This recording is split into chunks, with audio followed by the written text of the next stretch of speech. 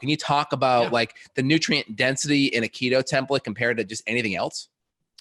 Absolutely. Well, if you're eating a real food-based ketogenic diet, you're going to get tremendous amount of nutrient density. And we always want to focus on the most nutrient dense foods. So when we look at grains in general, grains really don't offer us much. They have a little bit of B vitamins, some fiber, and a whole lot of starch, right? And the problem is when we're eating things that elevate our blood sugar, okay, sugar itself in our system acts as an anti-nutrient, right? We need a certain amount, but once we get beyond that, it acts more like an anti-nutrient where it actually drains our magnesium, potassium, and the more insulin resistant we become. So the more that we're spiking our insulin, the more insulin resistant we become, the less we're able to actually bring nutrients into cells, because insulin has a very important job of bringing sugar as well as other nutrients like magnesium, like potassium into cells. And so when we're insulin resistant, our body's not responding to it, we're going to have problems. So grains in general are they're an inferior food, okay, as opposed to something like grass-fed steak, okay, or organ meats, obviously really nutrient dense, wild caught fish, and then plant-based foods, right? So we can get obviously a tremendous amount of nutrients from things like broccoli, cauliflower, asparagus, different herbs that we've already talked about, dandelion, ginger, turmeric, right? So we can get tremendous amount of polyphenols, antioxidants. Dark chocolate would be another good one, even, organic coffee or green tea. Tremendous amount of powerful nutrients to help quench oxidative stress and provide all the powerful nutrients we need. In fact, meat has vitamin B12, zinc, iron, a lot of things people are very deficient in. Okay. So how do you get someone to wrap this, or like, because if they're like, hey, I'm vegan, I'm vegetarian, I can't do animal products, it becomes really hard. Now, you could probably still do it and go keto, plant-based, but how would you get them on board with, say, hey, let's try it. Let's get some of these high quality animal products. What's that mindset shift you would say to get them on board with that and try it out? Well, yeah, I think it really depends on why they're doing it. If they're trying to do it for a health purpose, I would just let them know that, basically on a vegan diet, it's very hard to get all your fat soluble nutrients as well as vitamin B12. So why don't we start? In fact, I have a whole program called my Cancer Cleanse program where I put my cancer patients on a low protein, high fiber, high nutrient ketogenic template, right? And we use things like grass-fed butter. Grass-fed butter is a great thing because it's loaded, super rich in fat-soluble nutrients, retinol, vitamin E, conjugated linoleic acid. You have so much in there, and that's a great approach. So adding in some grass-fed butter, maybe some eggs, okay? So eggs, again, super nutrient dense, especially the egg yolk. So you get so much nutrients, per calorie, I guess you could say, in egg yolk as well as in grass-fed butter. So those are great things to add in. And some people are okay with eating fish too, so coming from that kind of vegetarian vegan diet, a lot of people are okay with eating fish. So adding in some wild caught salmon, something along those lines, and then just seeing how they feel when they add in those foods. And for some people, they notice that they do feel a lot better, and then they're more open-minded to consuming other animal products as well.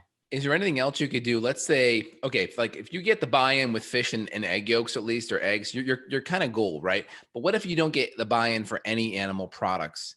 Can it still be done? What does that strategy look like? Yeah, there's actually a lot of people out there. There's a whole Facebook page on vegan ketogenic diet. So you're obviously there's a lot more restrictions. So you're really going to be eating the same, 20 foods over and over and over again, but you still have all your non-starchy vegetables. Yep. You're going to be eating a lot of avocados, lots of coconut and coconut fats, nuts and seeds, hemp seeds, walnuts, pecans, macadamia nuts, things like that, olives and olive oil.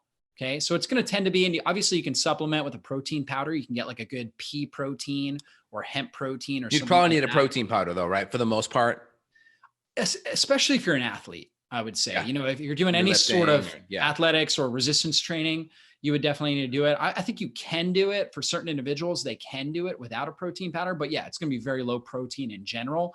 And you're really banking on the fact that your body's got a good digestive system to be able to break down and pull whatever amino acids it can out of nuts, seeds, avocados and other plants. And the absorption on that's going to be lower just because of the anti-nutrients, and then the amino acid profile won't be as favorable, right? Not as much of the sulfur or the beta-alanine into the branch chain. That's why I would recommend some sort of a good protein powder if you're doing that. And if you were to do one, would that be like the pea or Anything else you'd recommend pea protein besides Yeah, that? it probably depends on the individual. Most people do great on pea protein. Some people don't, right? So they can try hemp protein. That would be another good source. Okay. There's rice protein out there, probably not as good as the pea and the hemp though. Do you have to worry about any gluten or cross contamination coming from like a grain based protein at all? You definitely could, right? And so for some Yeah. people, they do fine on rice. Okay, other people they have reactions to it, right? Because there Okay. is gliadin. There are some gliadin compounds in rice, right? Hmm. So even though it's Yeah, considered gluten Quercetin. free, it's still kind of in the same family. That makes sense. And so you kind of have one argument, that's your elevator pitch on the health side. What about the other side, which is like, hey, this is better for the environment. Being vegan is better for the environment. What's your pitch on that? Well, actually having animals and raising them properly is more of a sustainable system. So when we look at regenerative agriculture, what we actually need is, we need chickens out there eating weeds, eating insects and things like that. And then they poop, right? And then their poop actually fertilizes ground, right? Or if you have cows out there, they're going to eat the grass, they're going to poop. And now they've got this really nutrient dense poo, right? And so that Yeah. poop, is now great for the worms and all the different insects who break it down further. And now it enriches the soil. And then the chickens come in, they go ahead, they eat the worms, right? And it's like this whole cycle. It's And a so it's closed actually loop. It's a total enriching the closed loop. soil. Yeah. Yeah, it's enriching the soil. So we need these animals and we need them grazing. Okay. Obviously, factory farmed, you and I are both very much against that. Yep. That is not sustainable and not a sustainable system. Animals aren't treated well and their meat and dairy products are not healthy.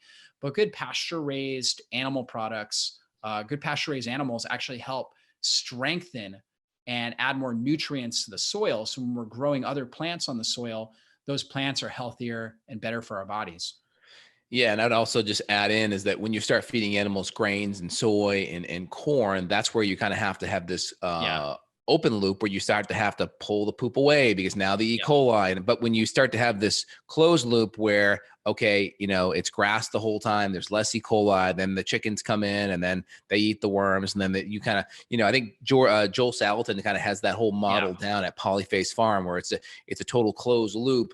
You don't have to bring poop in and out and move, it's just it's so Exactly. much better. And also, not to mention, most vegetarian food is going to be processed and carbohydrate based. And then it's going to be primarily supporting a monoculture where there's just a lot of different crops and things and a lot of pesticides used. And people forget, like, if you're supporting any type of monoculture, you're also supporting snakes and rabbits and little animals that are getting killed in the combine and the harvesting of that. So and I always tell people, my mindset is it takes life to sustain life. Plants at some level are sentient and have a life force because they have to have a life force to sustain your life force. They have to. So at some level, they may not have a face or a cute mommy and daddy like an animal does. But number one, there's life there. Number two, just the monoculture is also going to be killing lots of other animals that you may not see directly, more indirectly. So yeah, I think that's good points. Yeah, absolutely. Plus, when you think about it, animals, their defense system is they can run or they can fight. Plants use kind of a low-level chemical warfare, right? So they have things like lectins, oxalates, different things like that that are compounds within them that can be hazardous or challenging for their predators to consume. So, like, for example, things like oxalates, which are crystals, within things like spinach and dark chocolate and nuts and seeds, things like that. Those oxalates can be really tough on the body. We've adapted to have a certain bacteria, Oxalobacter forminges, within our digestive system that eats these oxalates for us so they don't get into our circulation and cause damage, right? Because they can cause pain. Oxalates are associated with pain. High oxalate loads are also associated with issues with our brain fog, learning issues, autism. A lot of autistic kids have high levels of oxalates in their system. So what happens though is in our society, many people, we've grown up drinking chlorinated water, for example, right? So we're not filtering out our water. Chlorine kills these things.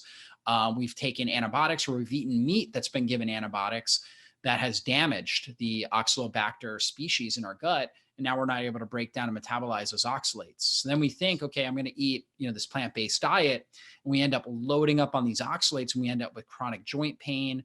we're not able to focus and concentrate very effectively. We end up with kidney stones, different things like that. So, so there are pros and cons to eating meat and vegetables, and you really got to try to find the diet that works best for you.